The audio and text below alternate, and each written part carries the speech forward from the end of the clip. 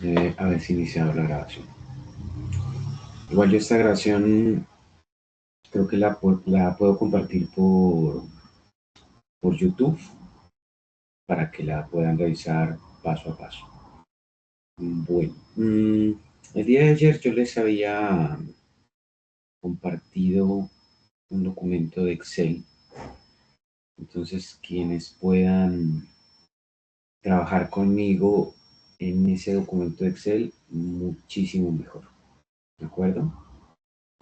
Entonces, ese documento lo intitulamos Historical Price.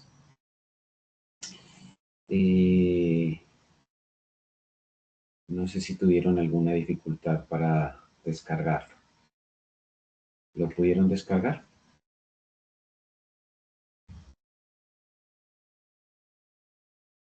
Sí, profe. Sí, profe. Ok.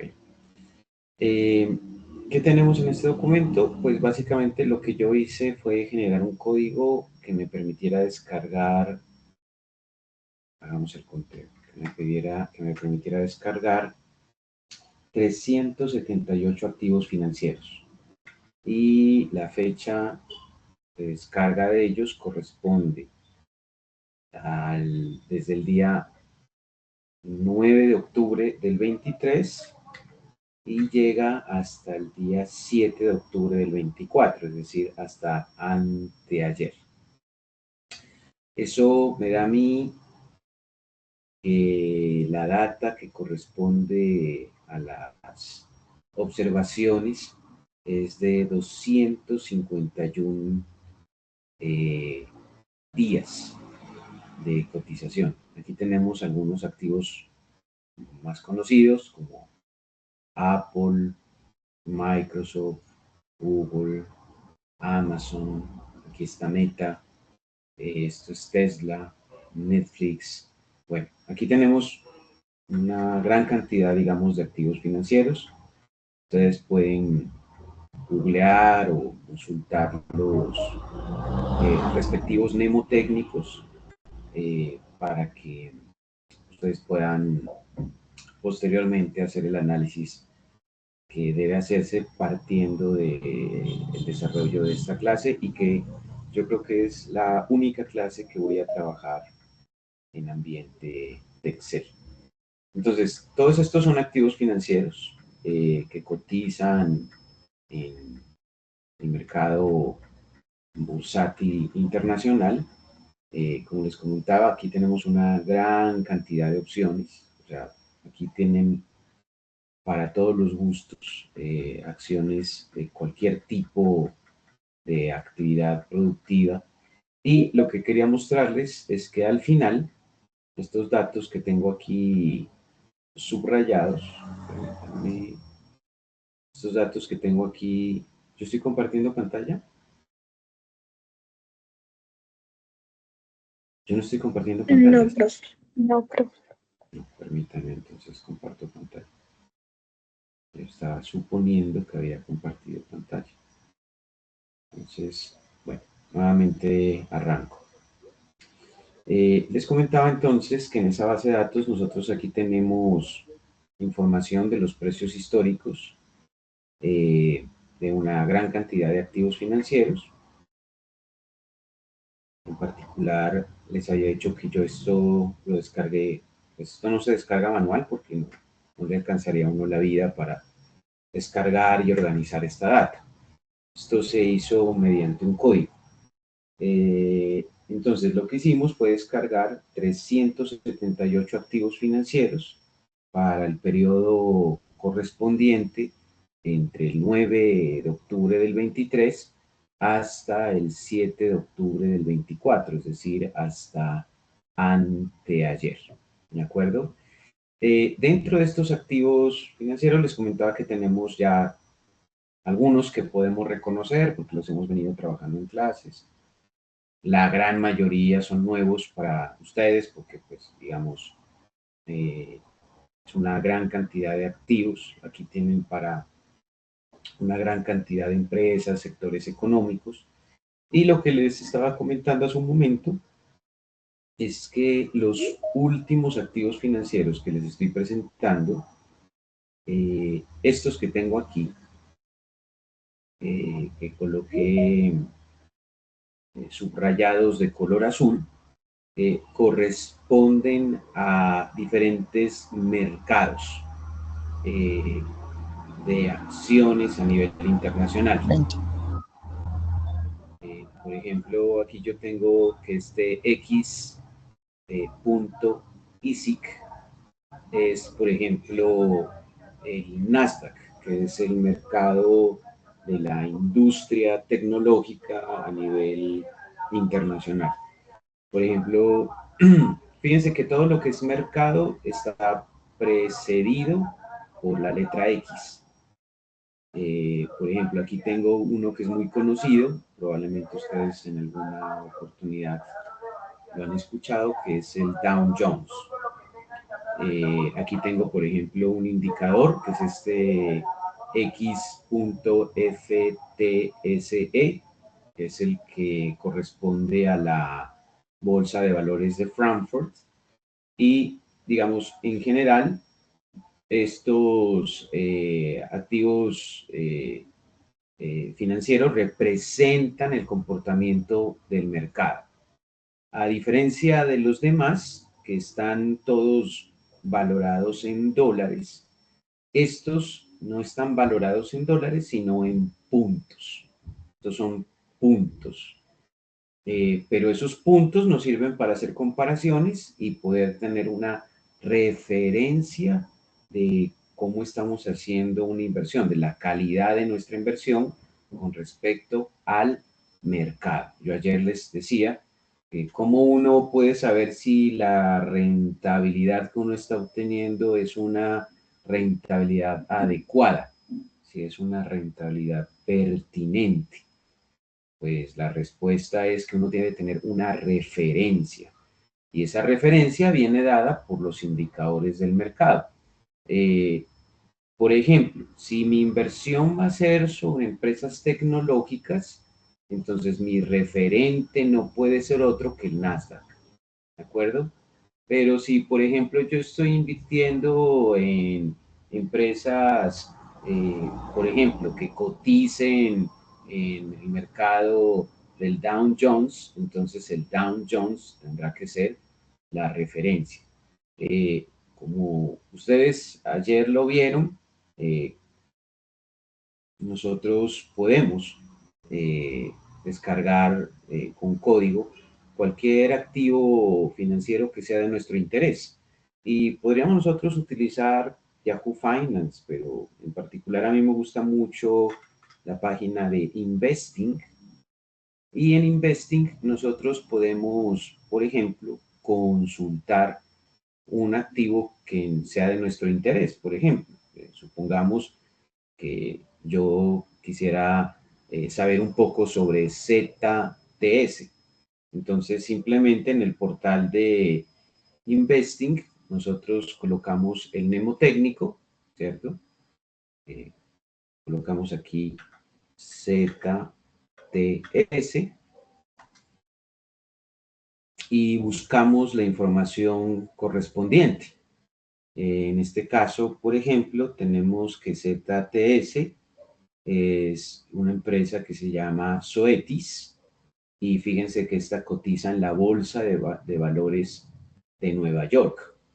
Y como yo les comentaba ayer, hay que hacer un análisis fundamental. Ese análisis, digamos, incluso portales como Investing nos dan información para poder hacerlo de manera más simple. Aquí tenemos, por ejemplo, el informe financiero, tenemos resultados. Esto es lo que los contadores llaman el estado de resultados. Esto es el balance general, flujos de caja. Aquí están ciertos ratios financieros. Aquí están dividendos y aquí están algunos resultados de la operación. Aquí, por ejemplo, ustedes tienen acceso al perfil en donde pueden consultar, por ejemplo, qué es lo que hace esa empresa.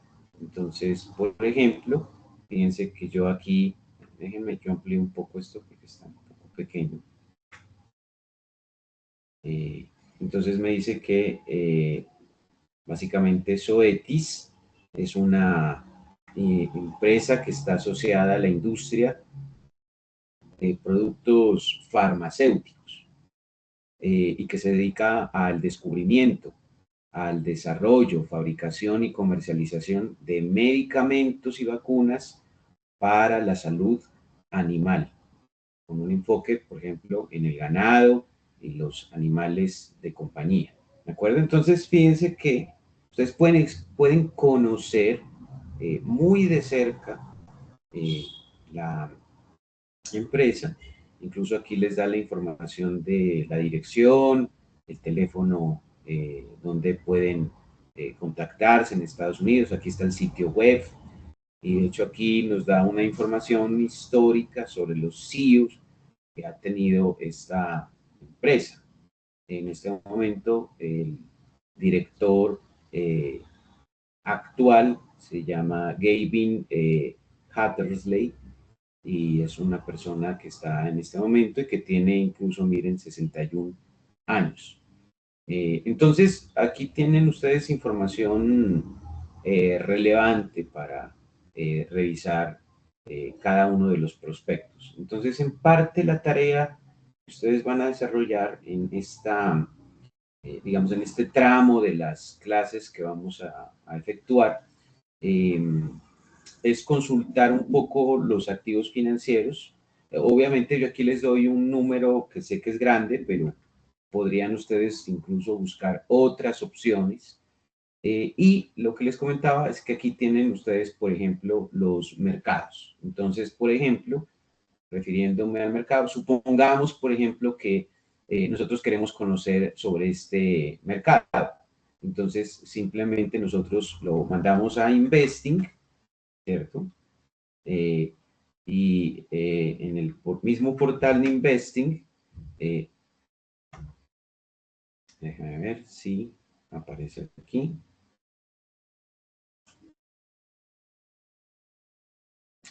Déjame ver, yo creo que debo quitarle esa X punto. Mi problema es que le coloqué X punto, a ver.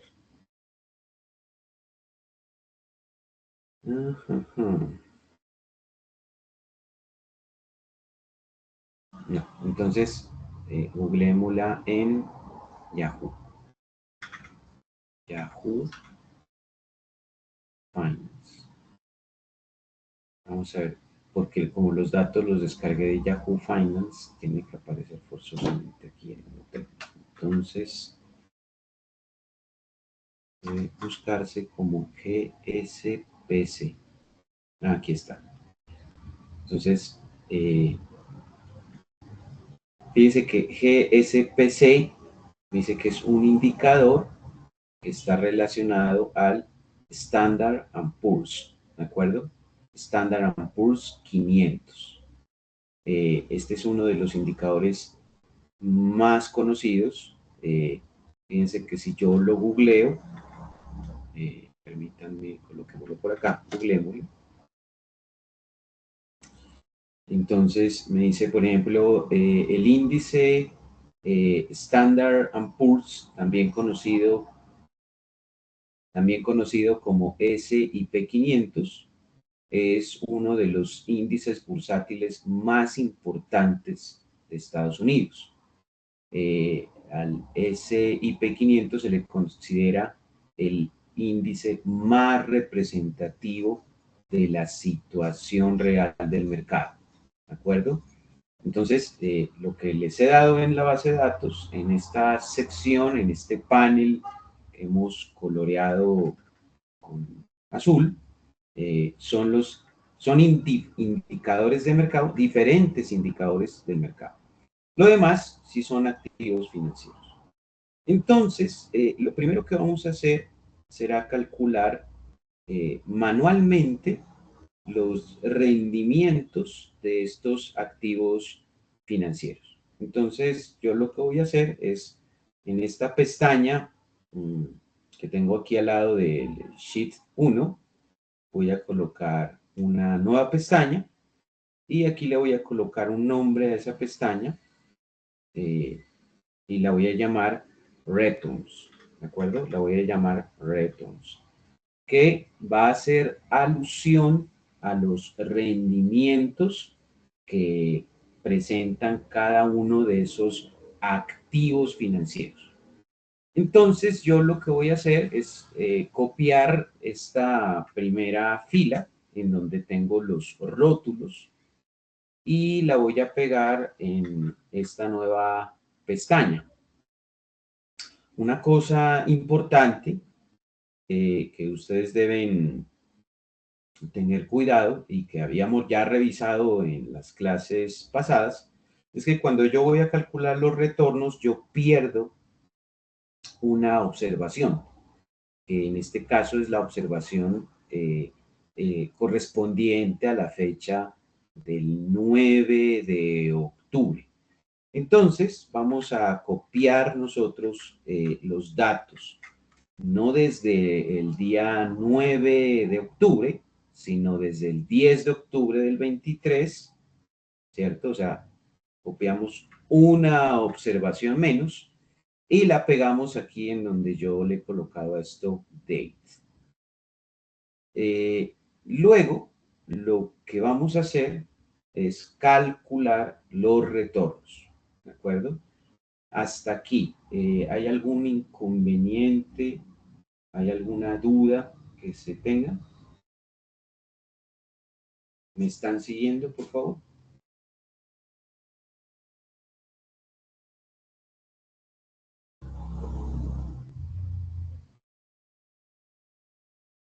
Sí, profe.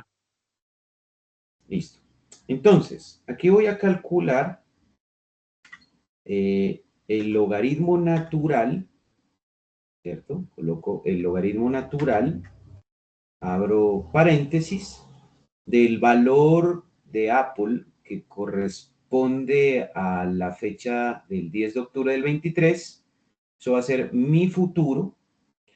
Y su presente va a ser el que corresponde al día 9. Entonces, ese dato del día 9 tendrá que ser dividido. Entonces, para efectos prácticos, ¿cuál es la cuenta que vamos a hacer? Pues vamos a tomar este valor de 177.481812 y lo vamos a dividir entre el valor de 178.078751. Con esa cuentica, lo que estamos haciendo es calculando el rendimiento continuo de Apple. Repito, entonces lo que hice fue calcular el logaritmo natural de 177.481812, que hace las veces del futuro, y lo divido entre 178.078751, que es lo que hace las veces del valor presente. Al hacer ese cálculo, obtengo este valor. Ese valor yo lo puedo colocar en porcentaje. Permítame, yo voy a centrar todo esto. Lo puedo colocar en porcentaje y colocarle unos decimales para poder visualizarlo. Yo generalmente trabajo, como les había comentado, en código con unos 3 o 4 decimales incluso.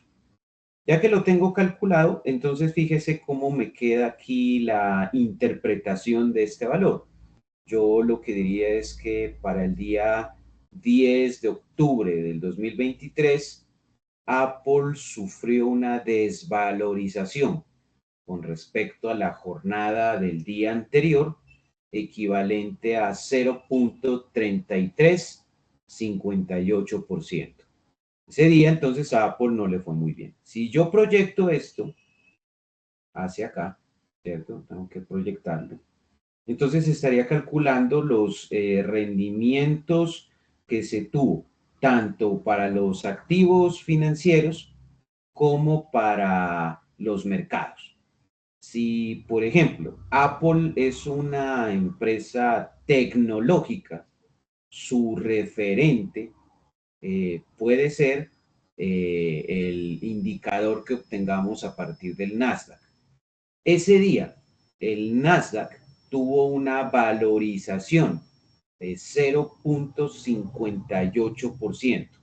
Entonces, mientras el mercado de las tecnológicas tenía una valorización de 0.58%, ese mismo día, Apple, que es una de las empresas tecnológicas más importantes en la actualidad, sufría una desvalorización de 0.3358%. Esto supone entonces que Apple ese día no estaba atravesando una buena situación, porque mientras el mercado de las tecnológicas tenía un buen comportamiento, Apple estaba atravesando por una desvalorización. Eso mismo le sucedió, por ejemplo, a Microsoft, que también se desvalorizó. Aquí tenemos a Google, que también sufrió una desvalorización. Pero, por ejemplo, miren que se vuelve para mí atractiva Amazon, porque tuvo una valorización ese día del 94%. Ahora bien, ¿qué es lo que nos interesaría? Que para mí un activo financiero se vuelve atractivo si el rendimiento que presenta ese activo financiero es superior al que me da el mercado. Si yo tomara como referencia, por ejemplo, el Nasdaq me está diciendo que ese día hubo una valorización del 0.58. Yo comparo ese 0.58 con el 0.94 que me da Amazon, y a mí Amazon me parece atractiva porque es un valor superior al que está presentando el mercado. Lo mismo, por ejemplo, con Tesla. Tesla tiene un valor superior al del mercado. Meta también tiene un indicador superior al del mercado. NVDA tiene un valor superior al mercado. Y entonces un poco la tarea nuestra es empezar a revisar aquellos activos financieros que, tomando como referencia algún mercado o un grupo de mercados, me parezcan a mí que son atractivos. Por ejemplo, aquí tenemos esta empresa cuyo mnemotécnico es particular, simplemente es la letra B corta, y miren que se encuentra al 0.91. Como es superior al 0.58, entonces yo diría es atractiva. Pero fíjense que, por ejemplo, acá tenemos el caso de Disney. El caso de Disney para ese día es que tenía un rendimiento del 0,34, que podría parecernos atractivo. Sin embargo, si lo comparamos con los indicadores de mercado, probablemente tendríamos que revisar qué tan atractivo es con el mercado al que pertenece. Nuevamente, aquí tendríamos que hacer una consulta, ¿cierto? Dentro del portal, por ejemplo, podríamos irnos nuevamente al portal de Investing, ¿cierto? Déjenme, yo me voy nuevamente al portal de Investing. Y, por ejemplo, en ese portal de Investing, veamos a qué mercado pertenece Disney, por ejemplo. Eh,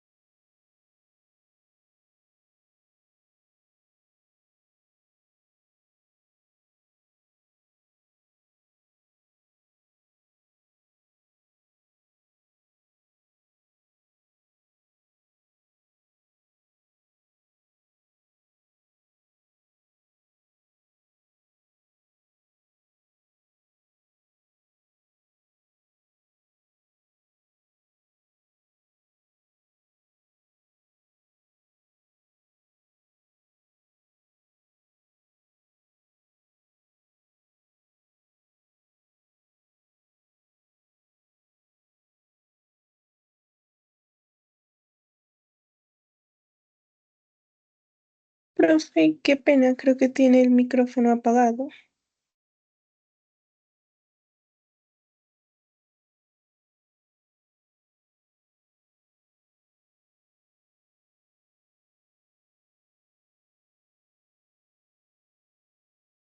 Ah, me dice que fui silenciado. Bueno, ¿ahí me están escuchando?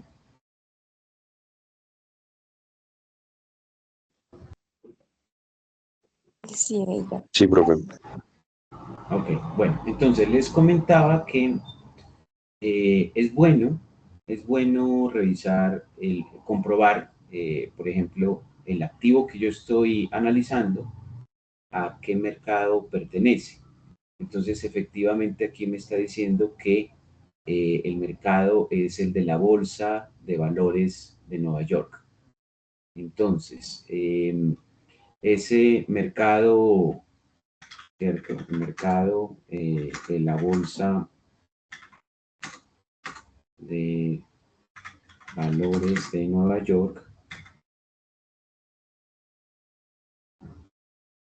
si yo busco aquí la información, me va a decir que es el NYCE, ¿de acuerdo? Este es el NYCE. Entonces,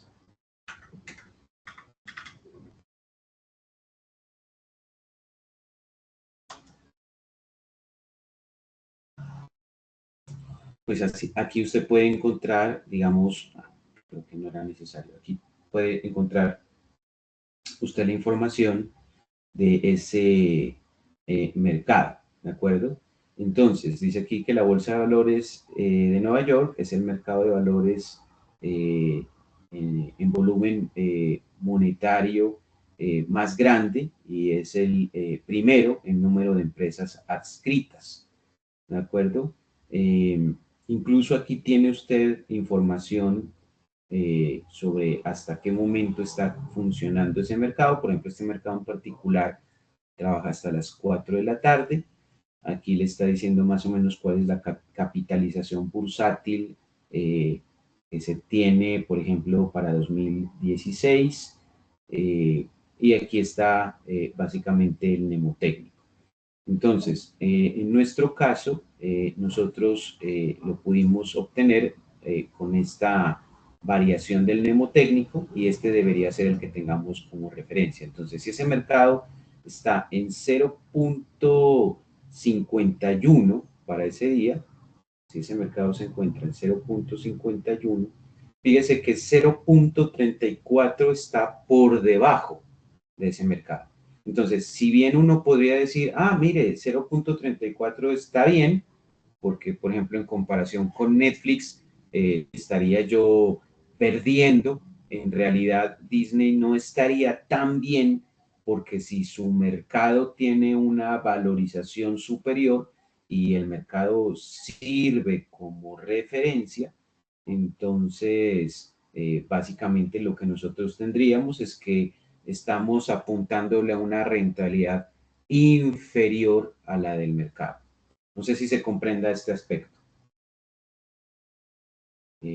¿Se comprende? ¿Es clara esa explicación?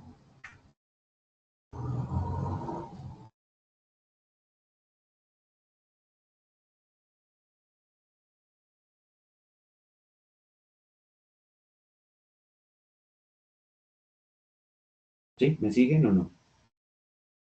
Profe, una pregunta. O sea, ahí quiere decir que hay como una contrapartida de otra acción, por decirlo así. No, no le comprendo. ¿Cómo así? O sea, digamos, si una sube el precio, la otra puede bajar. O sea, depende una de la otra, por decirlo así. Ah, bueno, eso ya tendría que ver con un análisis de dependencia o de correlación entre los rendimientos, pero en este momento yo no he comentado ese tipo de Mm, vínculos entre las variables, no, no he planteado eso. Pero, mm, por ejemplo, para ilustrar un poco la situación, si yo tengo dos entidades financieras que compiten en el mismo mercado, probablemente las utilidades de una empresa se hagan a costa de alguna pérdida que tenga otra. Eso puede llegar a suceder, pero no necesariamente tiene que suceder siempre. Por ejemplo, hay la posibilidad de que las empresas hagan algún tipo de contrato o de arreglo entre ellas para generar algún tipo de servicio complementario y no tener que la rentabilidad de una se logra a expensas de la rentabilidad de otra. En este caso en particular, lo que estoy explicando es que si la rentabilidad de un mercado es elevada y yo tomo un activo financiero que cotiza en ese mercado, pero su rentabilidad es inferior, pues al estar por debajo de la rentabilidad del mercado, ese activo financiero realmente no se vuelve atractivo. Así sea que su rentabilidad nos parezca positiva, si es inferior a la del mercado, pues en realidad no nos interesa demasiado, porque lo que nos interesa realmente es tener activos financieros cuya rentabilidad supere de manera notable la rentabilidad del mercado como punto de referencia. Eso es lo que he tratado de explicar acá. No sé si esa idea se comprende. ¿Hay dudas sobre esa idea, sobre ese aspecto?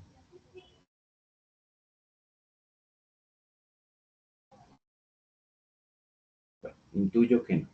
Entonces, yo le voy a dar un doble clic aquí en esta esquina para poder calcular todos los rendimientos continuos. Entonces, simplemente lo que hice fue darle un clic en la esquina aquí para poder obtener toda la matriz de rendimientos. Y aquí ya tengo, digamos que, calculados todos los rendimientos continuos de las series que estamos analizando.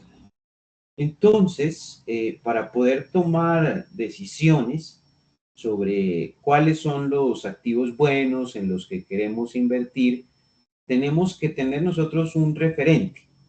Y ese referente no es otro que el mercado. ¿De acuerdo? El mercado es el que nos va a determinar cuáles son los activos que nos generan interés y cuáles no nos generan ningún interés.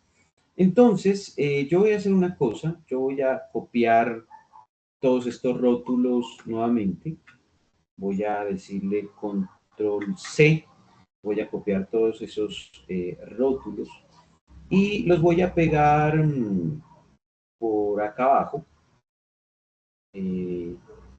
los voy a pegar, puede ser un buen espacio quizá, sí, para que me quede alineado. Entonces voy a pegarlos aquí, puede ser aquí. Y lo que voy a hacer es colocarle a esto un título que se llame matriz, esto se conoce como matriz de momentos. Esta es una matriz de momentos. La matriz de momentos, porfa, préstenme mucha atención, tiene varias cositas que podríamos nosotros cuestionar. Pero lo primero que vamos a hacer es calcularla, la matriz de momentos, y luego vamos a entrar a hacer cuestionamientos. Lo primero que voy a hacer es calcular la esperanza de la rentabilidad de cada activo considerado de manera individual. Entonces, a esto es a lo que nosotros le conocemos el valor esperado, ¿cierto? A esto le conocemos como el valor esperado del rendimiento continuo. Y básicamente lo que vamos a hacer aquí es calcular esa medida de valor esperado como un promedio de los rendimientos de cada activo. Entonces simplemente le voy a decir igual promedio y marcamos todos los datos de los rendimientos que corresponden a cada uno de los activos. En este caso yo lo haré para Apple, para obtener el promedio de los rendimientos durante ese periodo de tiempo, y una vez calculado lo que voy a hacer es proyectar. Entonces lo voy a proyectar para obtener la media de los rendimientos de todos los activos financieros que hemos analizado, ¿de acuerdo? Entonces estamos haciendo un análisis grande para poder efectuar comparaciones y que a la postre yo pueda determinar cuáles son interesantes o no. Fíjense que nuevamente aquí el mercado se coloca como referencia. Por ejemplo, si yo estoy interesado en invertir en empresas tecnológicas como Apple, Microsoft, Google, Amazon, Meta, por ejemplo, Tesla, Netflix, qué sé yo, etcétera. Mi punto de comparación va a ser el mercado. En este caso, el mercado de las tecnológicas está expresado, como ya lo habíamos comentado, por el Nasdaq. Y el mnemotécnico del Nasdaq, nosotros lo habíamos determinado como X.ISIC, que es este valor. Entonces, por ejemplo, puede ser para mí un referente si lo que me interesa es el mercado de las tecnológicas. Si, por ejemplo, a mí me interesa un indicador que esté dentro de la Bolsa de Valores de Nueva York, pues el referente será SPC. Y si, por ejemplo, usted me dijera, profe, pero hay de pronto algún indicador genérico que me pueda servir a mí como para más o menos tenerlo de referencia en términos generales, pues yo le diría, mire, el Dow Jones, pero observe un problema con el Dow Jones, y es que el Dow Jones tiene un rendimiento pequeño. Entonces, fíjese, por ejemplo, que si nosotros quisiéramos buscar un referente exigente, en este caso, el más exigente que podríamos utilizar en este momento sería el de las tecnológicas, que es, curiosamente, ese rendimiento en donde tenemos el indicador más alto. ¿Qué me está diciendo esto si todos estos son indicadores del mercado? Pues que probablemente con esta información, en este momento, la rentabilidad más alta que se ha conseguido en el último año se ha generado más que cualquier otra cosa por la industria tecnológica, ¿de acuerdo? Y por eso es probable que nos interese mucho ese tipo de mercado. Entonces, si mi referente para el rendimiento es la industria tecnológica, yo tendría que tener muy en mente que diariamente ese indicador de rendimiento que debo tener como referencia es de 0.1138%. Si hay algo que supere ese indicador, entonces me interesa. Si es algo que está por debajo de ese indicador, pues ya no me interesa. Por ejemplo, hablando de las tecnológicas, la pregunta aquí sería, ¿me interesa Apple cuando me está dando una media de rendimiento diario para el periodo comprendido entre, y esto es lo que estábamos haciendo las interpretaciones ayer, entre el 10 de octubre del 23 y el 7 de octubre del 24, equivalente al 0.08%? ¿Esto para mí es atractivo o no es atractivo en comparación con el Nasdaq?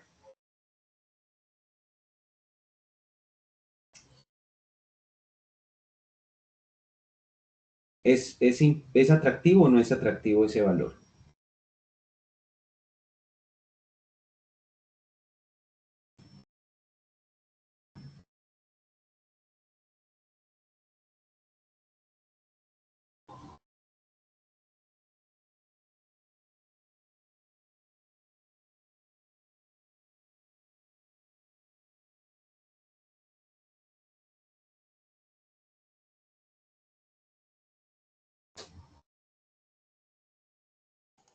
No, profe.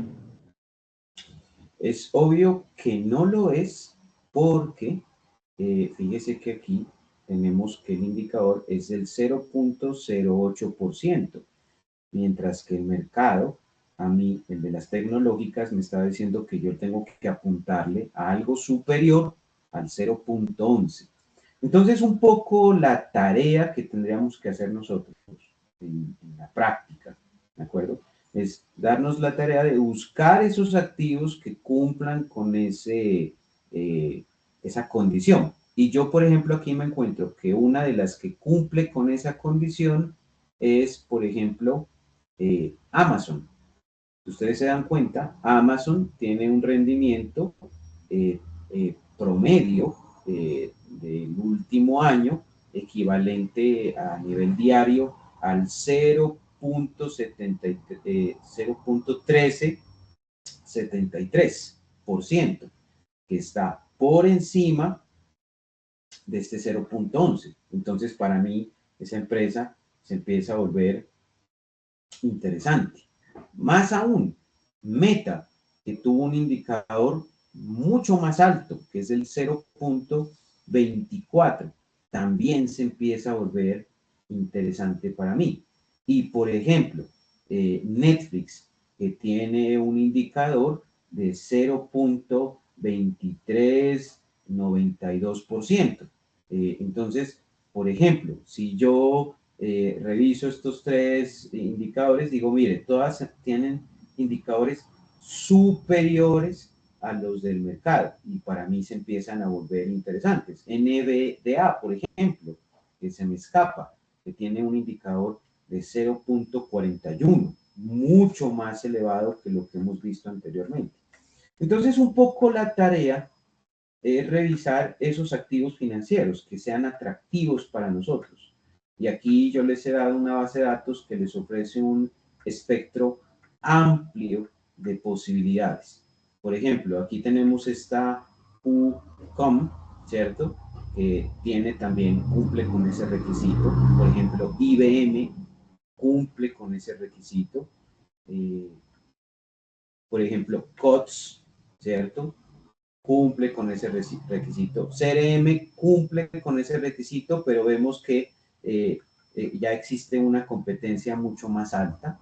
Por ejemplo, ABGO 0.29 cumple con ese requisito.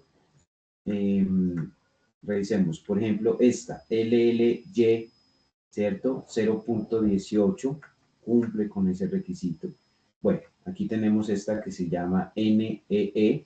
Y en general, podríamos nosotros, el problema es que si yo me pongo a revisar todas las que cumplen el requisito, pues se nos va toda la clase. Entonces, un poco la idea es que ustedes aquí tienen una base de datos grande, amplia, para que vayan revisando cuáles son los activos que les puede ir interesando, para que ustedes vayan perfilando la actividad que vamos a desarrollar y que comienza un poco con el entendimiento de este proceso que estamos haciendo aquí de manera manual y que se va a basar básicamente en que nosotros tengamos un referente, como en este caso lo es el mercado. Ahora, ¿qué dificultad se imaginan ustedes que tendríamos al calcular este indicador de promedio aritmético como un indicador de valor esperado de los rendimientos de cada una de estas opciones? ¿Qué se imaginan ustedes que podría generarnos algún tipo de ruido?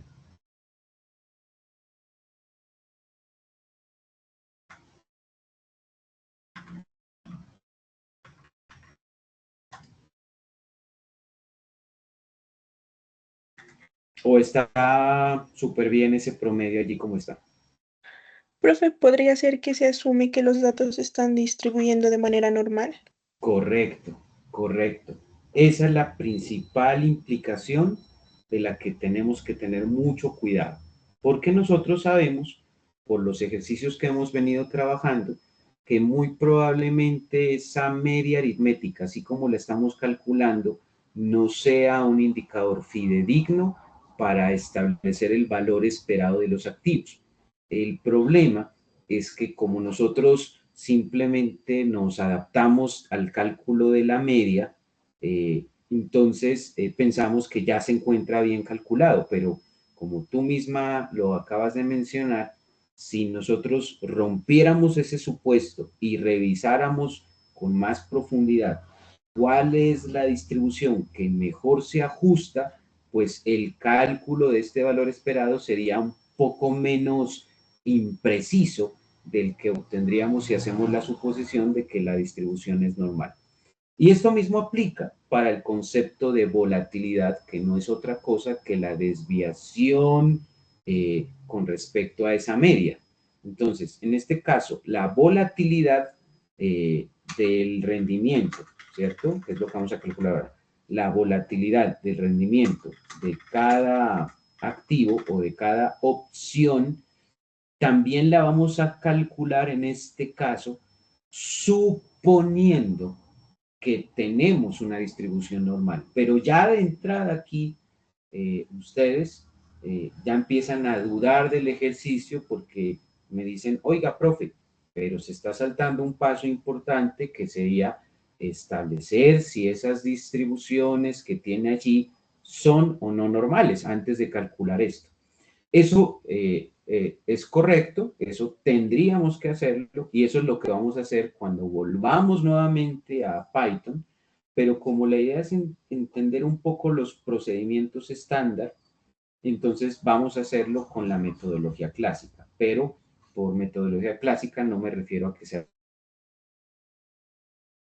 aquí, ¿de acuerdo? Es decir, si este fuese un curso de economía financiera, probablemente el profesor dictaría esto y estaría bien, pero en nuestro caso, al ser un curso de robótica, tendríamos que tener las bases de este proceso y luego ajustarlo para tener indicadores mucho más precisos y fidedignos. Bueno, vamos a calcular entonces esta volatilidad. Esta volatilidad para nosotros se traduce financieramente hablando en el concepto de riesgo. Entonces vamos a calcular el riesgo de los activos financieros para determinar cuál es más riesgoso y menos riesgoso. Pero aquí vuelve otra vez la pregunta y ¿es más riesgoso o menos riesgoso con respecto a qué? ¿Cuál va a ser mi punto de referencia? Y la respuesta sigue siendo en todo caso la misma. El punto de referencia para tomar decisiones será el mercado. Ahora, ese mercado lo define usted dependiendo del tipo de activos que esté trabajando. Repito, si sus activos son tecnológicos, usted necesita un referente de mercado tecnológico. Si sus activos, por ejemplo, son financieros, usted necesita un referente de mercado financiero. Entonces, ¿cómo calculamos el estándar de la volatilidad? Pues simplemente utilizamos la fórmula de Svetz-TP que tengo aquí. Utilizo esta fórmula de Svetz-TP, que es la desviación estándar tipificada, y que tiene un problema de supuesto, básicamente, y es que supone que los datos se distribuyen normal. Entonces, fíjese que si nosotros no aplicásemos los códigos que hemos venido trabajando, estaríamos haciendo un procedimiento suponiendo que todo es normal, cuando en realidad no lo es. Entonces, vamos a calcular esta medida de dispersión para cada uno de los activos. Lo colocamos como siempre en porcentaje, le colocamos, qué sé yo, unos 4 decimales y lo proyectamos. Entonces, al proyectarlo, ¿qué es lo que me interesaría a mí encontrar? En principio hay dos cosas que nos van a interesar mucho y hay que tener mucha atención con respecto a esto. En principio, a mí me interesaría que la volatilidad fuera lo más pequeña posible. ¿Por qué? Porque a mí me interesaría que mis retornos financieros sean lo más estables posible. Una volatilidad alta significa que los rendimientos pueden ser demasiado erráticos. Y si son demasiado erráticos, eso significa que yo puedo ganar mucho, pero también puedo perder mucho. Entonces, a mí me interesa más bien tener estabilizado el activo en términos de sus rendimientos. Y para mí, por lo tanto, va a ser más atractivo, en este caso, buscar activos financieros cuya rentabilidad sea la más estable, y eso solamente se encontrará cuando la volatilidad sea lo más pequeña posible. Pero el segundo aspecto entonces es, profe, y esa volatilidad, entonces yo cómo puedo saber si es alta o baja. Pues con respecto, insisto nuevamente, tomando como referencia un mercado. Entonces, por ejemplo, si yo me voy al mercado de las tecnológicas, ¿cierto? Si me voy al mercado de las tecnológicas, permítanme. El mercado de las tecnológicas me dice que el nivel de riesgo está en 1.11. Entonces, ¿qué significa esto para mí? Que si yo ubico alguna empresa tecnológica y esa empresa tecnológica tiene un nivel de exposición al riesgo inferior a 1.11, para mí se empieza a volver atractiva. ¿De acuerdo?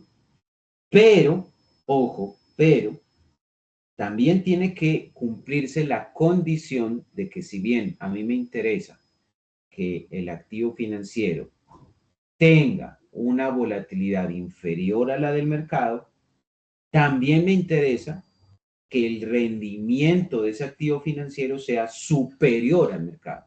Y ese va a ser el dolor de cabeza que vamos a tener. Porque tener un activo financiero que al mismo tiempo sea más rentable que el mercado y que sea más estable que el mercado, pues puede ser algo un poco más complejo, ¿de acuerdo? Puede ser un poco más complejo, porque lo común, lo que comúnmente nos vamos a encontrar es que si queremos un activo más rentable, pues tenemos que aceptar como costo que sea más riesgoso. Entonces, la búsqueda empezaría en este momento revisando cuáles son aquellos activos financieros, por ejemplo, que tienen una exposición inferior a 1.11. Entonces, veamos aquellas que introductoriamente habíamos analizado y ustedes probablemente tendrán tiempo posteriormente para revisar todo este mundo de opciones que les estoy mostrando. Entonces, por ejemplo, en el caso de Apple se me cae porque me aparece 1.41, es más alta. Microsoft tiene 1.2, es más alta. Google es más alta, 1.7. Amazon, que era una buena opción para nosotros, miren que se cae porque tiene un riesgo de 1.7. Meta igualmente es de 2.25. En el caso de Netflix se cae porque es de 1.9. NVDA, que era una de alta rentabilidad, miren que se cae porque tiene un indicador de 3.2, o sea, es altamente riesgosa. Y fíjense que aquí tienen alguna especie de ustedes de intuición de que los activos financieros que nos están dando más rentabilidad, entre más alta sea la rentabilidad, también más alto se vuelve el nivel de riesgo. Entonces, eso ya, por ejemplo, si mi objetivo es tomar como referente el riesgo de mercado, ya estas opciones ya empiezan como a invalidarse porque, por ejemplo, NVDA tendría un riesgo de 3.24 y mi referente es 1.1, o sea, es demasiado elevado. Netflix también, lo mismo con Meta y lo mismo con Amazon.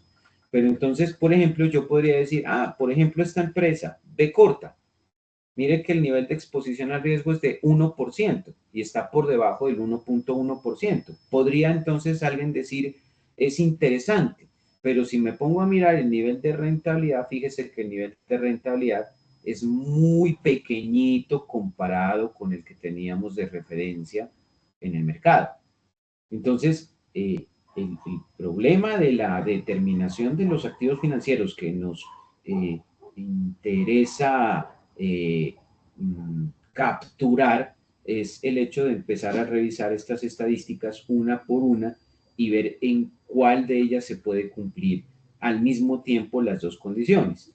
Que no es imposible, pero tampoco es una tarea tan sencilla, ¿de acuerdo? Es una tarea que puede ser compleja, ¿de acuerdo? Y en algunos casos podríamos incluso llegar a tener que tendríamos que elegir un activo financiero porque es menos riesgoso, a pesar de que va a ser menos rentable, o podría ser que tengamos nosotros que elegir entre un activo que es más rentable, pero que también se vuelve más riesgoso. Como sea, siempre tendremos como punto de referencia el mercado. Entonces, en este caso, por ejemplo, si yo quisiera interpretar este valor de 1.41 que calculamos para Apple, yo lo que diría es que el nivel de riesgo que se ha estimado para Apple en el periodo comprendido entre el 10 de octubre del 2023 hasta el 7 de octubre del 2024 corresponde a 1.41%. Y ese indicador se encuentra por encima del indicador de riesgo del mercado, que está en 1.11%. ¿De acuerdo? Entonces, aquí nosotros ya tenemos una intuición de cómo es que tenemos nosotros que empezar a buscar esos activos financieros que sean de nuestro interés. Ahora vamos a calcular una medida que se conoce como el índice de Sharpe. Entonces vamos a calcular un indicador de Sharpe, ¿de acuerdo? Un Sharpe, en este caso, por activo. Y a la par que vamos a calcular el Sharpe, vamos a calcular el marginal, ¿de acuerdo? El margin. Entonces hay dos indicadores que nos van a interesar adicionalmente. El Sharpe y el margin. ¿Qué es el Sharpe? Pues el Sharpe simplemente lo calculamos como un cociente entre el rendimiento individual y la volatilidad del activo. Es simplemente ese cociente. En este caso lo calculo yo como la división que existe entre 0.0876 entre 1.4132. Y eso me da a mí como resultado esta estadística de 6.002%. ¿Qué es el Sharpe? El Sharpe es una medida de rentabilidad, pero es una medida de rentabilidad dado un nivel de riesgo, ¿de acuerdo? Dado un nivel de riesgo. Básicamente lo que me estaría diciendo aquí el Sharpe es que haciendo una comparación entre la rentabilidad y la volatilidad de Apple, yo tendría un indicador de 6.2%. Si este es un indicador de rentabilidad, la pregunta sería, ¿ese indicador es bueno o es malo? ¿Es competitivo o no es competitivo? ¿Me conviene ese indicador o no me conviene? Y si usted analiza la estructura de cálculo, pues el Sharpe será más grande entre mayor sea el numerador y menor sea el denominador. Es decir, el Sharpe será más elevado allí donde la rentabilidad del activo sea más alta y donde el nivel de riesgo sea más pequeño. Por lo tanto, a usted le interesa que el Sharpe sea lo más alto posible. Pero, ¿cómo saber si ese 6.2002 es un indicador atractivo con respecto a qué lo tengo que referenciar? Y la respuesta es muy clara para todos ya. Tengo que compararlo con respecto al mercado subyacente. Entonces, vamos a aprovechar que podemos calcularlo para todos los activos. Entonces, lo proyectamos de una vez para todos los activos y lo comparamos de una vez con el mercado. Como en este caso Apple es una tecnológica, a mí me interesa ver cómo quedó el Sharpe de la industria tecnológica en general, que se encuentra determinada a partir del mercado. Entonces, cuando yo voy a mirar el Sharpe del mercado de las tecnológicas, el Sharpe del mercado de las tecnológicas me queda a mí en 10.21%.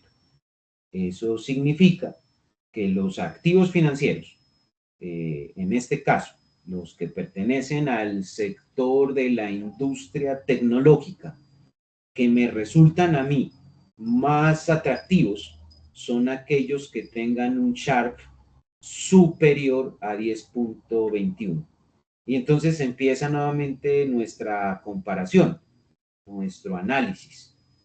Tenemos que tener ese referente para determinar si vale la pena introducir recursos en una inversión de estos activos. Entonces, fíjense, por ejemplo, que Apple se cae porque apenas tiene 6.2 y yo estoy buscando indicadores superiores al 10, al 11, por ejemplo, al 11%. Entonces, Apple se cae 6.2%, es muy bajito. Microsoft de 7.2 se cae también, es muy bajito ese Sharp. Google, mucho peor, 3.7, se cae. Amazon, fíjense, también se cae, 7.7, es muy bajito ese indicador. Meta, 10.85, es más alto, pero sigue estando por debajo de las expectativas del mercado. Netflix, ojo con Netflix. Netflix tenemos que sí cumple con esa condición, ¿cierto? Netflix tiene 12.06 y nuestro referente es 10.21, ¿cierto? 10.21. Ah, perdón, Meta también está por encima de 10.21, o sea que Meta podríamos rescatarle. Y, por ejemplo, NVDA está por encima, ¿de acuerdo? Al mismo tiempo que, por ejemplo, está esta GPM, está también por encima, ¿cierto? Y veamos, por ejemplo, por aquí, a ver qué tenemos. A ver, una tecnológica. Déjenme ver. IBM, miren, IBM está por encima. Entonces, con base en este análisis, yo ya puedo ir determinando cuáles son mis mejores prospectos. ¿Qué quisiéramos nosotros tener en robótica, en código? Pues un código capaz de hacer esto por nosotros automáticamente, que de manera automatizada ya nos haga este tipo de análisis y de hecho que identifique los activos financieros y que vaya calculando los Sharp y vaya generando un, digamos, conjunto de opciones que sean atractivas. ¿De acuerdo? Hasta aquí. ¿Hay alguna inquietud? ¿Hay alguna duda?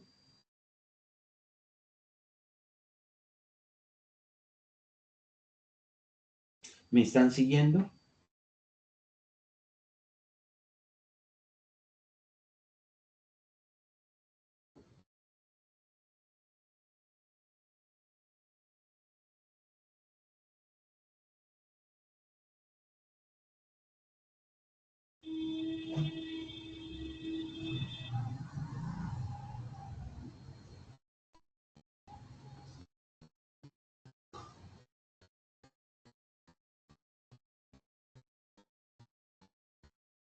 ¿Sí? ¿Me siguen o no me siguen?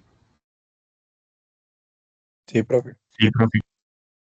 Listo.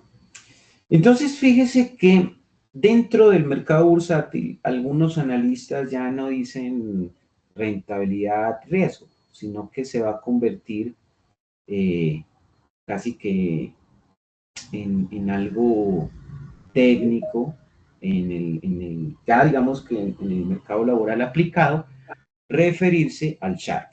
Entonces, por ejemplo, la experiencia que yo he tenido, muchos corredores siempre decían, bueno, ¿y cómo está el Sharp de esta empresa o cómo está el Sharp de este mercado?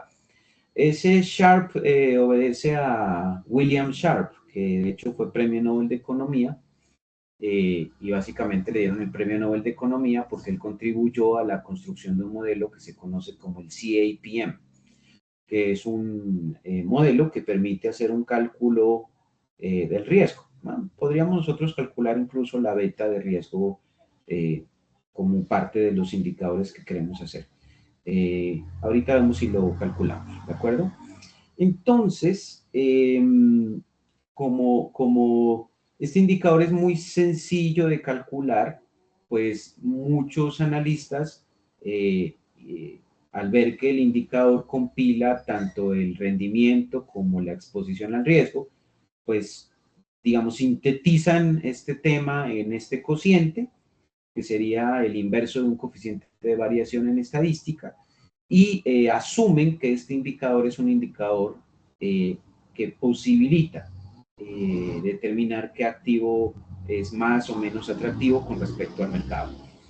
Sin embargo, aquí, como lo planteó alguien hace un momento, tendríamos la duda de si ese Sharpe se encuentra bien calculado, porque si bien el Sharpe sí se define como una medida de valor esperado sobre una medida de dispersión, y en ese orden de ideas estaría bien calculada nuestra definición, es cierto que al no tener en cuenta la distribución que pudiese ser más pertinente, ese Sharpe podría tener un ruido. Y ese ruido, al no considerar la medida de centralidad más idónea, a la par que la medida de dispersión más apropiada, nos podría estar dando un Sharpe que en suma no está bien calculado, porque el Sharpe está dependiendo de que las distribuciones de los rendimientos en todos estos activos sean normales. Y nosotros ya tenemos la sospecha de que eso podría no ser así. Entonces, ese chart podría estar viciado, podría estar contaminado, ¿de acuerdo? Aquí estamos hilando ciertamente fino, porque en general el tema de ubicar la distribución más específica también entraña un cierto riesgo, y es el riesgo de que nosotros estamos tratando de aproximar nuestros datos a la distribución más afín que conocemos. El punto nuevamente tiene que ver con una discusión de naturaleza estadística, y es, ¿tenemos nosotros un código lo suficientemente desarrollado que aglutine una buena cantidad de opciones y que nos permita determinar la distribución más apropiada? Por ejemplo, si yo tengo simplemente un código con 4 distribuciones, pues probablemente va a ser mucho mejor que asumir la normalidad, pero no se va a comparar con un código que asuma, por ejemplo, 25 distribuciones, en donde probablemente voy a ser mucho más preciso a la hora de ajustar los datos con respecto a su distribución. Entonces, la discusión en este caso es estadística, ¿de acuerdo? O sea, la discusión, contrario de lo que se podría pensar, en realidad no es financiera, es estadística, y dependemos mucho de la precisión de nuestros conceptos estadísticos y que también podamos llevarlos a un código, ¿de acuerdo? Sin embargo, como les comentaba en la clase del día de ayer, pretender tener un código que tenga, qué sé yo, 24, 30, 50 distribuciones, también puede ser demasiado costoso computacionalmente hablando. Por lo tanto, pues es una tarea que uno puede desarrollar, da para trabajo de investigación, es necesario, es importante, se justifica, es un tema relevante, pero puede implicar revisar un poco algunos elementos teóricos y sobre todo estadísticos. Bueno, vamos finalmente a calcular el marginal. ¿Y qué entendemos nosotros como el marginal? El marginal es un valor absoluto, es una medida de riesgo. Y es una medida de riesgo que nos dice cuánto es el nivel de riesgo que tenemos que asumir ante un incremento unitario de la rentabilidad. Es decir, que por cada 1% que yo quiera tener en la rentabilidad de un activo, ¿cuál debería ser el precio que tendríamos que pagar en términos de riesgo? Dicho de otra manera, si yo quisiera obtener un 1% en cualquier activo financiero, ¿qué nivel de riesgo estaría yo dispuesto a soportar por ese 1% de rentabilidad? Entonces, ¿qué es lo que pretenderemos tener cuando nos referimos al marginal? Pues como es una medida de riesgo, lo que nos conviene es tener la medida más pequeña posible. Y nuevamente, tendríamos que tener como referencia el mercado. Entonces, ¿cómo la calculamos? En principio es un valor absoluto porque el riesgo no es negativo. Entonces, lo que hacemos es simplemente tomar la volatilidad y la dividimos entre el nivel de rentabilidad de cada uno de los activos financieros. Eso nos permite obtener esta medida que, dicho sea de paso, no es un porcentaje, pero se interpreta como tal, ¿de acuerdo? Esto prácticamente lo interpretamos nosotros como una elasticidad. Es así como se interpreta el marginal, ¿de acuerdo? Entonces, en el caso de Apple, el marginal me está dando de 16.13. Ese es el nivel de riesgo que yo debo asumir si quisiera tener una rentabilidad de Apple equivalente al 1%. Dicho en otros términos, la interpretación del marginal me queda como sigue. Manteniendo todo lo demás constante, si yo deseo tener un 1% de rentabilidad en Apple, el nivel de riesgo que debería aceptar equivale al 16.13%. ¿Me siguen en esa interpretación? No, profe, ¿puede repetir esa parte? Qué pena. Sí, nuevamente, manteniendo todo lo demás constante. Si se espera tener una rentabilidad en Apple equivalente al 1%, el nivel de riesgo que habría que aceptar en Apple equivale al 16.13%. Esa es la interpretación. ¿La tienen? Sí, profe. Ok, porfa, denme 30 segundos. En 30 segundos estoy con ustedes.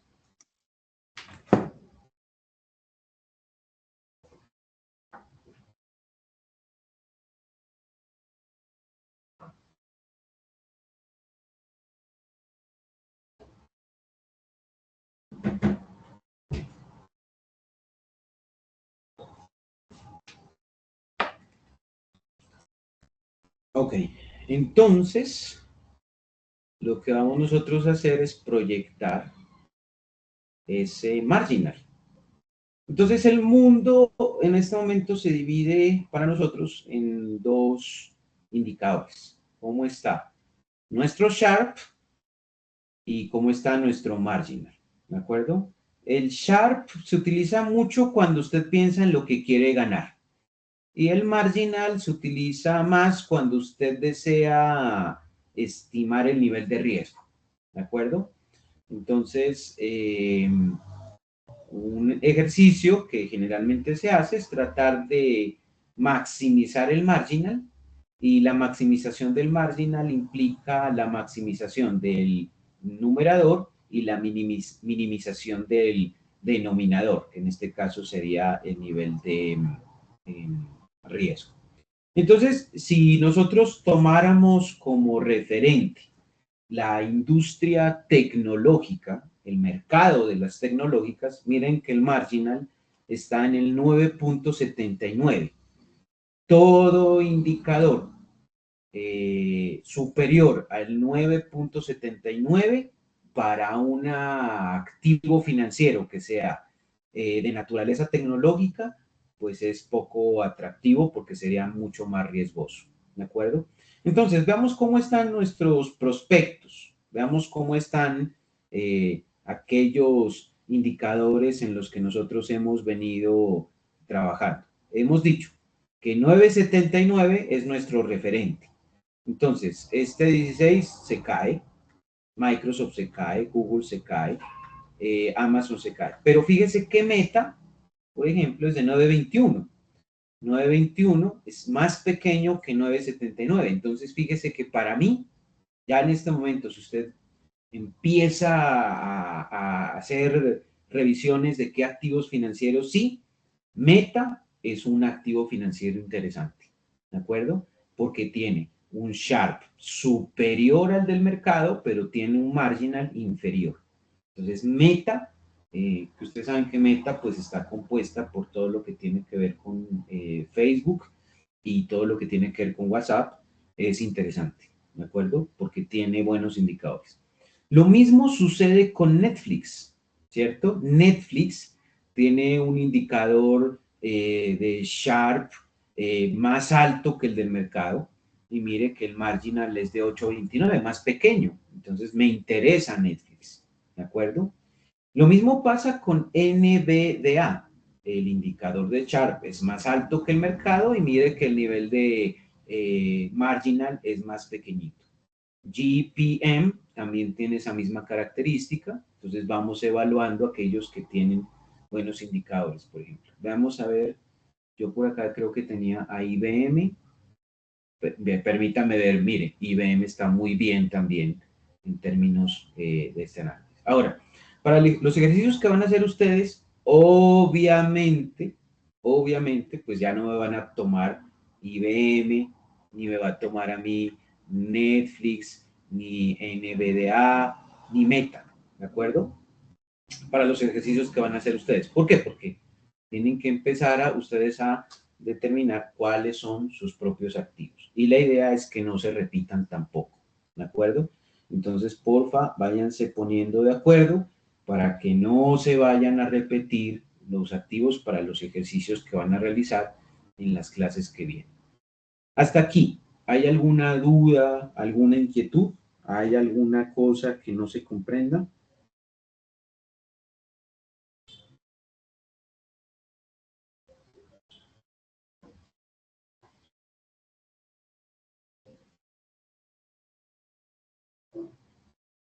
¿Es claro lo que estamos haciendo?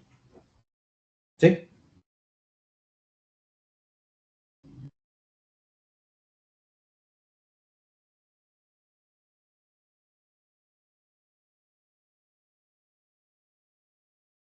¿Sí? ¿Me siguen o no me siguen?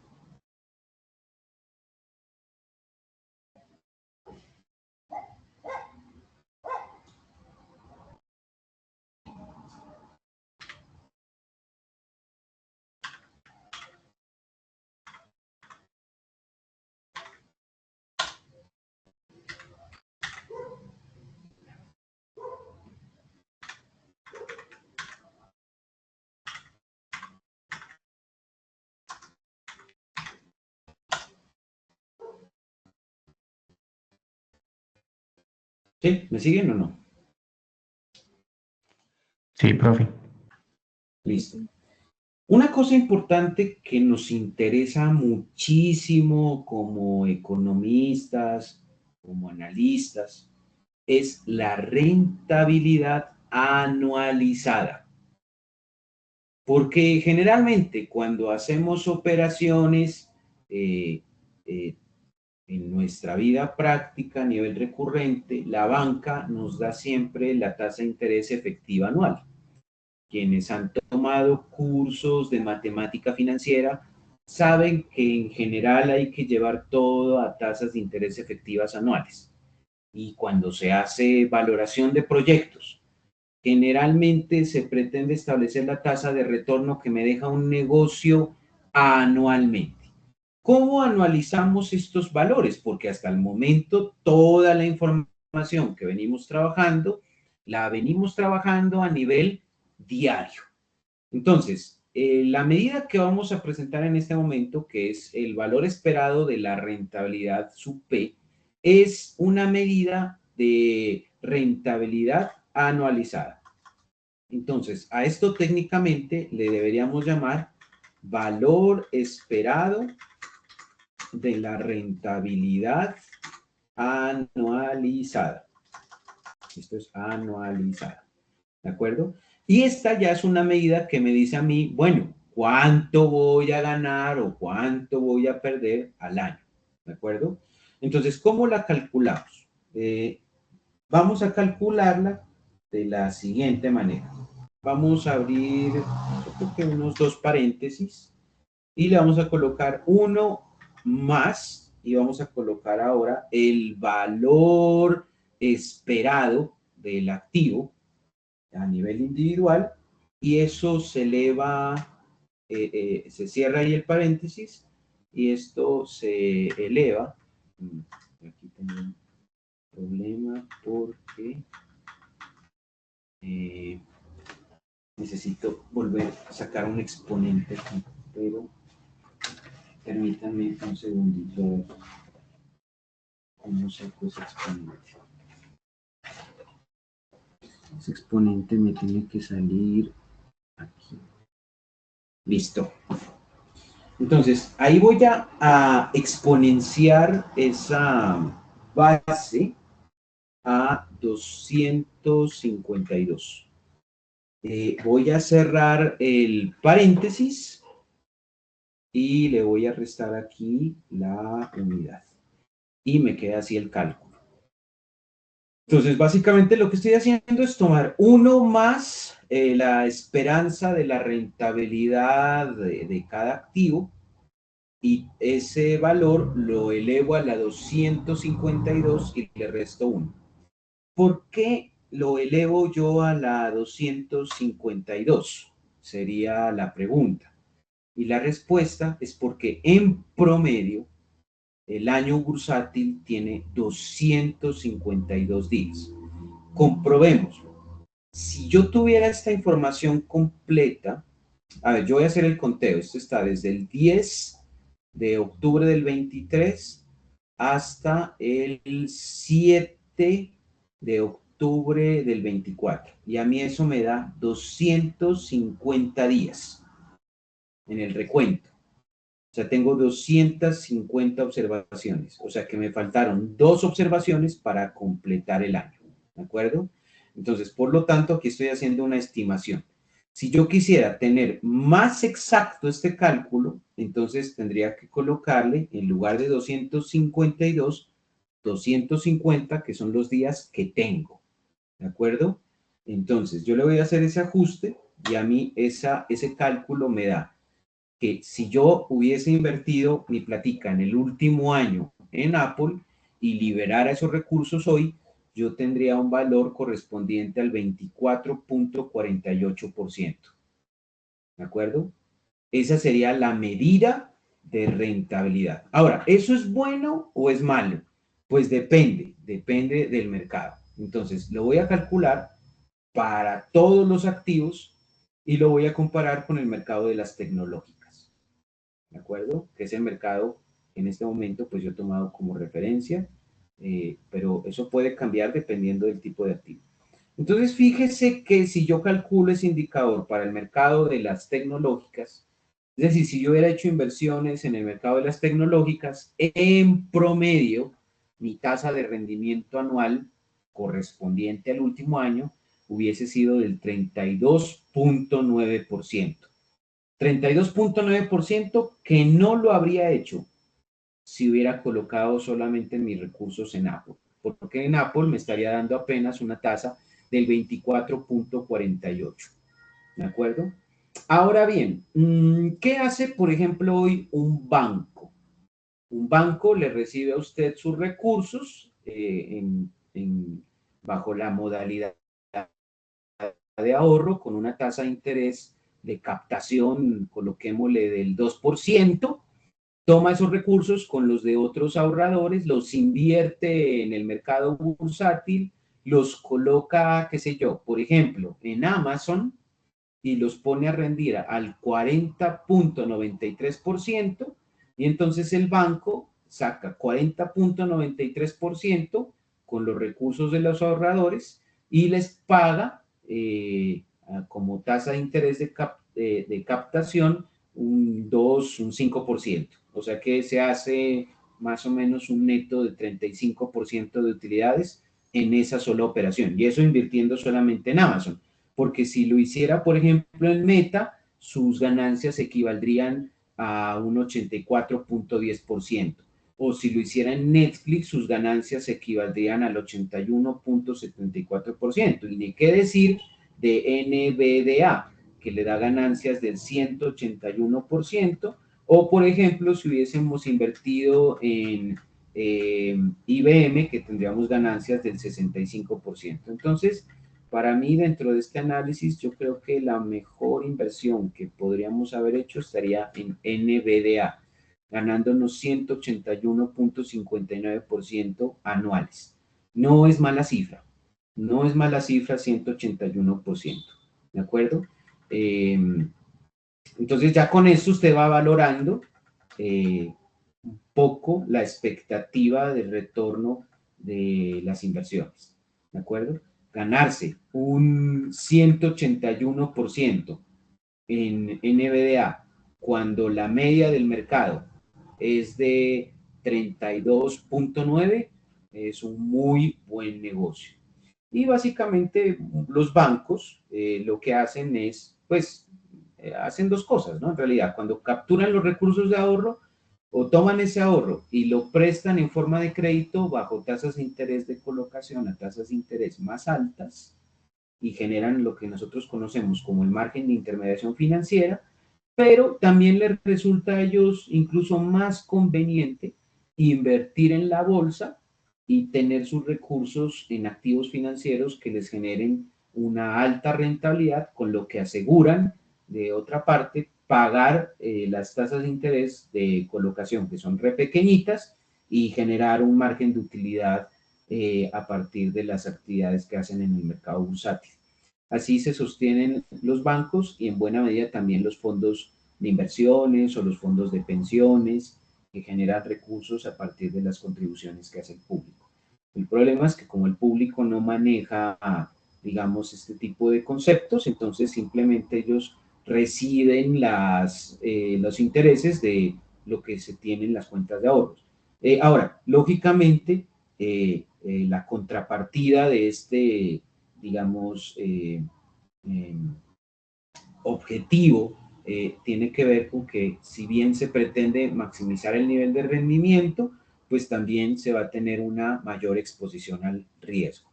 Entonces, para terminar esta parte, calculemos el nivel de riesgo anualizado.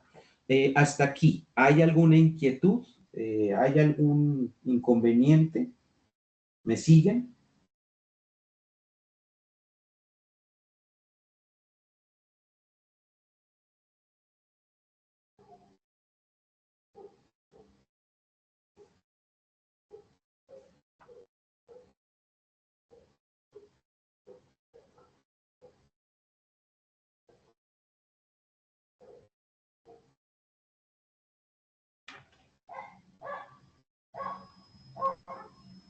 Profe, Sí. o sea, en la primera rentabilidad, la que está ese porcentaje, eh, la de 0,08%, esa que sería mensual, No, esta es diaria. diaria. Esta es diaria porque está saliendo del promedio de estos datos diarios. Mira. Estos datos tienen frecuencia diaria, ¿cierto? Ya. Entonces sacas el promedio y esto es un promedio diario. Aquí lo que hemos hecho es anualizarlo. ¿Sí? Sí, gracias. Listo. Bueno, vamos a calcular entonces ahora sí la volatilidad o el riesgo anualizado. Entonces, ¿cómo calculamos ese riesgo anualizado? Pues básicamente lo que hacemos es tomar la volatilidad diaria y la multiplicamos por la raíz cuadrada. En este caso esto es la raíz cuadrada en general de 252 días. Pero como nosotros al hacer el conteo de nuestros datos no tenemos 252 días porque nos hicieron falta 2 días, sería mucho más ajustado si utilizáramos 250 días. Entonces, ¿qué es lo que hacemos? Tomamos la raíz de 250 días y la multiplicamos por la volatilidad diaria con el propósito de obtener la volatilidad anualizada de nuestros activos. Y entonces este indicador, si se expresa en porcentaje, nos va a dar a nosotros el nivel de riesgo diario. diario no, perdón, anualizado. Entonces, en el caso de Apple, fíjense que me da 22.34%. Esto puede ser un valor alto, pero el referente, como siempre, va a ser el mercado. Entonces, vamos a calcularlo para todos nuestros activos financieros y vamos a poner especial énfasis en el indicador de mercado. Ahora, una pregunta que valdría la pena hacer aquí es, profe, ¿usted está tomando siempre el indicador de mercado como el indicador de la industria tecnológica? Y la respuesta es sí, porque a mí en este momento me interesan los activos tecnológicos. Pero si a usted, por ejemplo, hace una combinación, tiene un activo tecnológico por un lado, tiene un activo financiero por otro, tiene un activo farmacéutico por otro lado, o incluso puede tener una divisa o un commodity por otro lado. Entonces la pregunta sería, bueno, ¿y cuál es el indicador de mercado que debería tomar?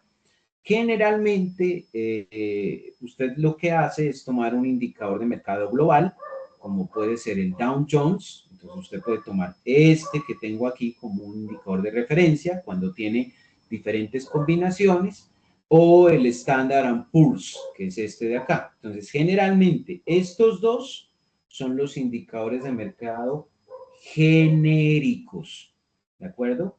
Cuando usted tiene combinaciones, porque usted dice, no, es que no quiero arriesgar todos mis recursos en un solo sector, sino que quiero diversificar y combinar, lo que está muy bien, ¿cierto? Está muy bien porque imagínese que yo meto todo en la industria tecnológica y el mercado de las tecnológicas se desploma el día de hoy, entonces pierdo toda mi inversión.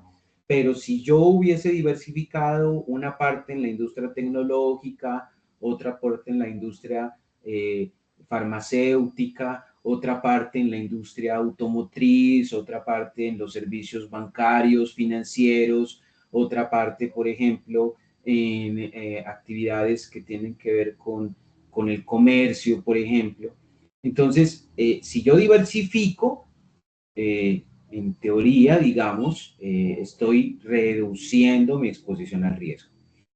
Bueno, entonces, yo tomo el de las tecnológicas porque creo que lo que yo voy a terminar haciendo aquí es un proceso de optimización alrededor de la industria tecnológica, pero ustedes no necesariamente tienen que hacerlo de esa manera, pueden hacerlo de manera diversificada y estaría bien, no estaría mal hacerlo. En mi caso, el indicador entonces de riesgo anualizado para el mercado me queda en 17,63%. O sea que ese es el nivel de riesgo anual que me está ofreciendo el mercado. Por lo tanto, si estoy por debajo de ese indicador del 17% estaría bien.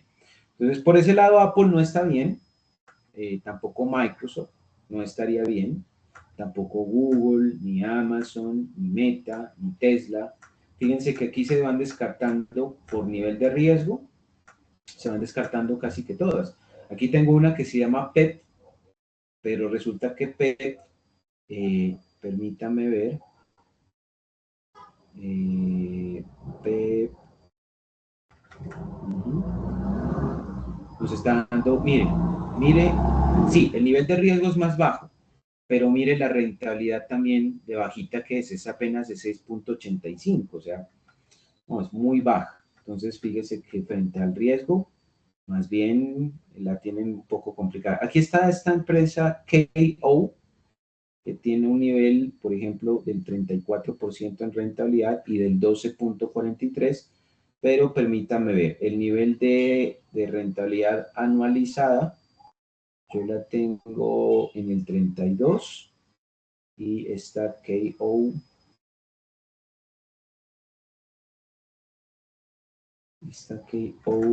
creo que estaba en el 34, me parece.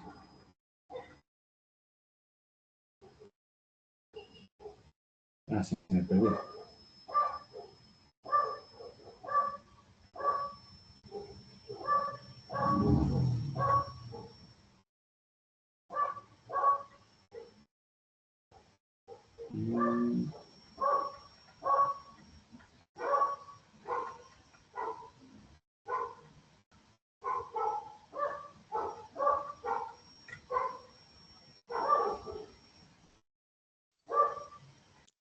Es la W, profe.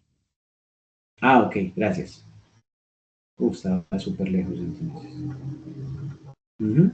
Mire que esta está, bueno, está 34, pero sí nos tocaría revisar el marginal y el sharp, ¿de acuerdo?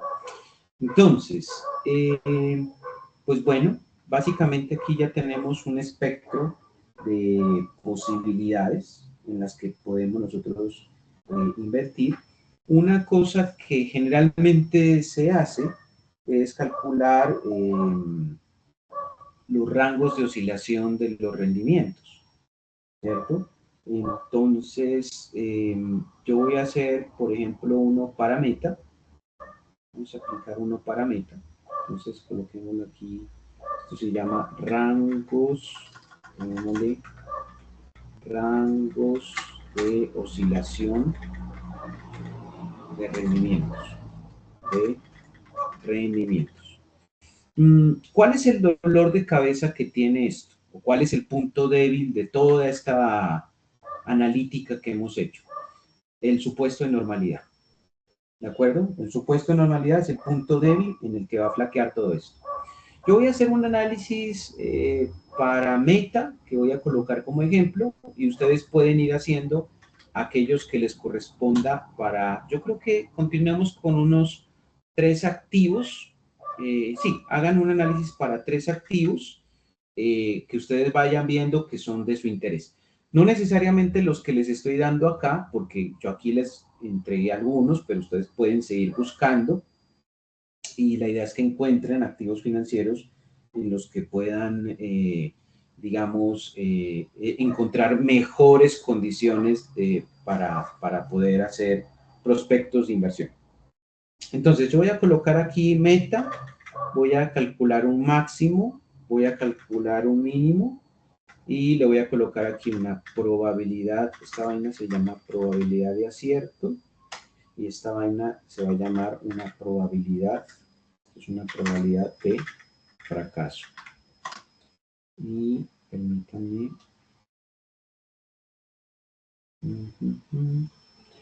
Listo. Entonces,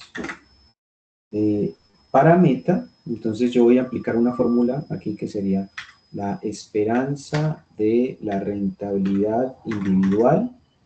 Y a esa esperanza le voy a colocar, permítanme, insertar símbolo. Aquí está, más menos, insertar, cerrar. Entonces, más menos, y aquí le voy a colocar volatilidad de R sub I. Esto sería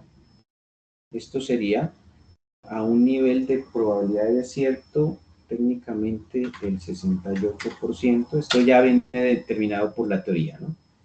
Esto sería el 68%, esto sería al 98% y el último viene determinado al 99.7%. Esos son los indicadores. Entonces, la probabilidad de fracaso sería igual a 1 menos la probabilidad de acierto. Así que la probabilidad de fracaso aquí sería el 32 al 2% y al 0%. Pero no, en realidad no es 0%, sino que aquí es de 0.3%. Listo. Ahora dejemos esto estandarizado acá para que mejore la presentación. Yo creo que ahí está bien. Y aquí el cálculo se hace con 2 desviaciones estándar y aquí el cálculo se hace con 3 desviaciones estándar. Esto es lo que se conoce como el teorema de polinomios de Chebyshev. ¿De acuerdo? Este es el teorema de polinomios de Chebyshev. Entonces, ¿cómo calculo el máximo? Pues fácil. Tomo el valor esperado de meta. El valor esperado de meta me daba 0.2444 y le sumo, para el máximo le sumo la volatilidad, que me da de 2.2513. Así que al 68% de confianza, ¿cierto? O a un 68% de probabilidad de acierto, el máximo nivel de rendimiento que yo puedo esperar diario para meta es del 24.957%. Ese sería el máximo. Y el mínimo, pues se encuentra con la resta. Entonces, tomo la esperanza del rendimiento de meta menos la volatilidad de meta, que me da 2.25.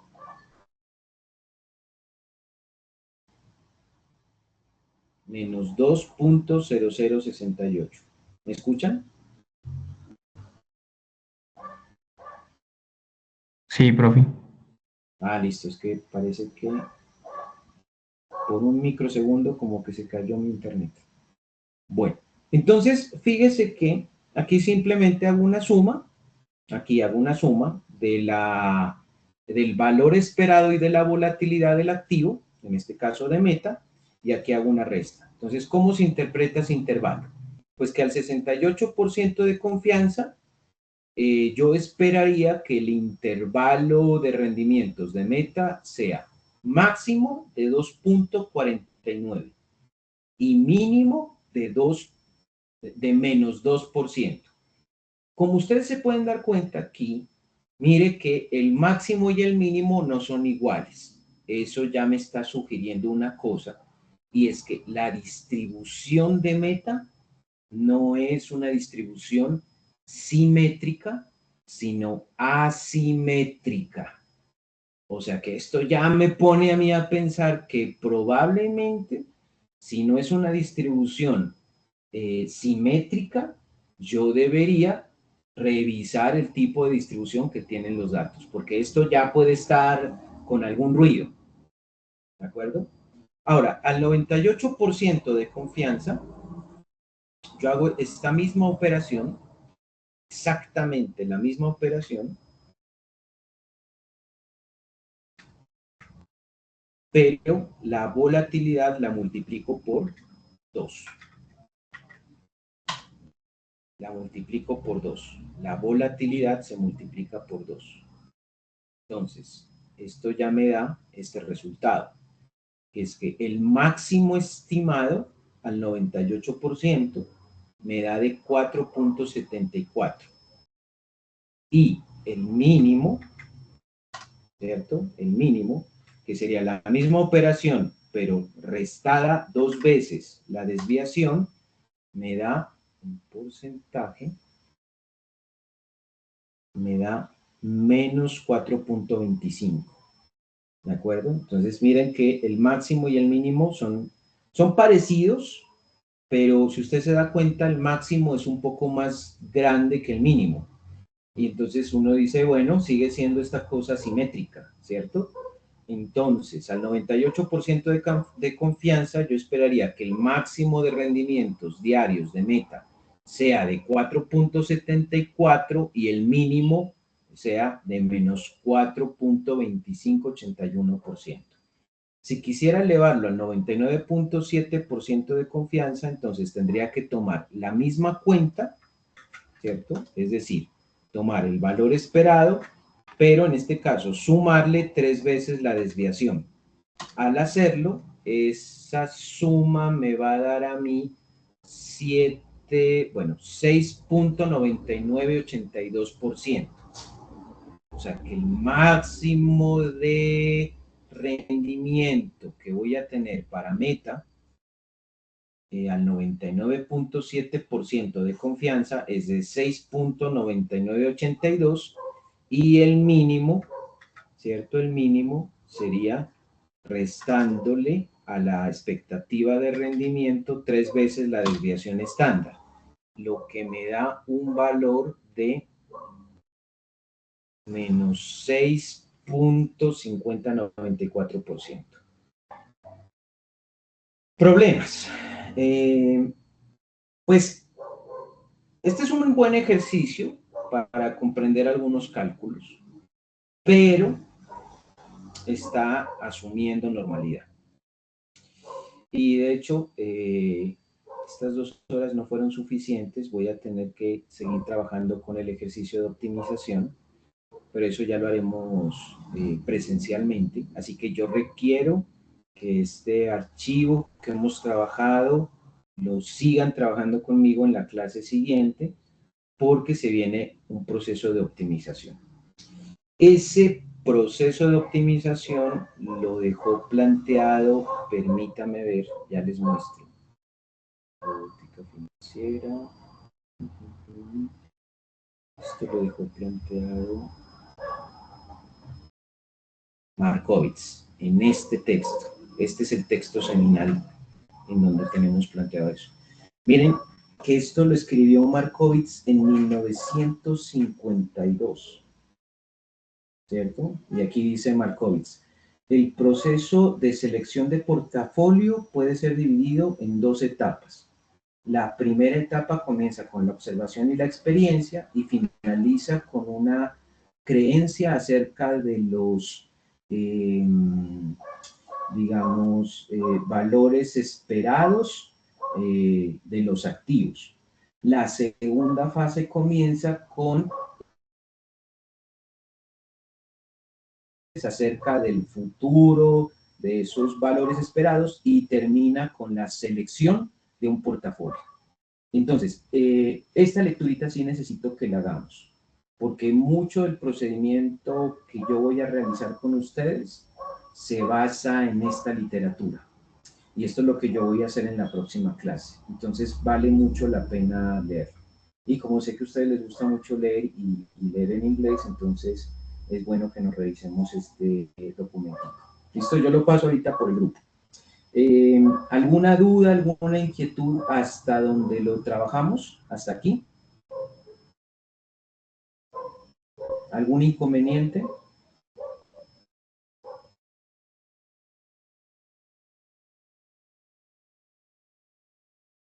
¿Todo claro?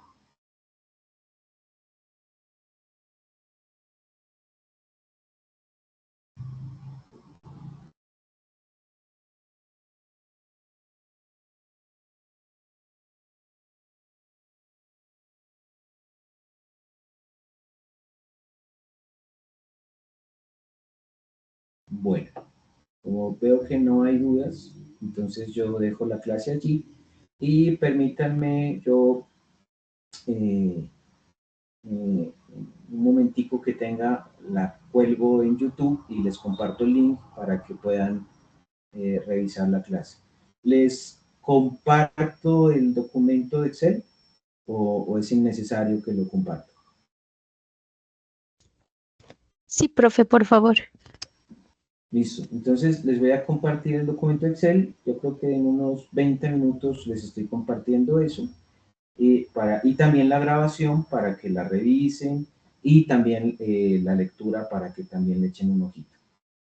La próxima clase, aunque yo no quería, también me va a tocar realizarla en Excel, pero prefiero que hagamos este proceso manualmente para que después, cuando nos vayamos a los códigos, se comprenda qué es lo que estamos haciendo, porque sí necesito que se entienda el proceso que vamos a armar en códigos posteriormente.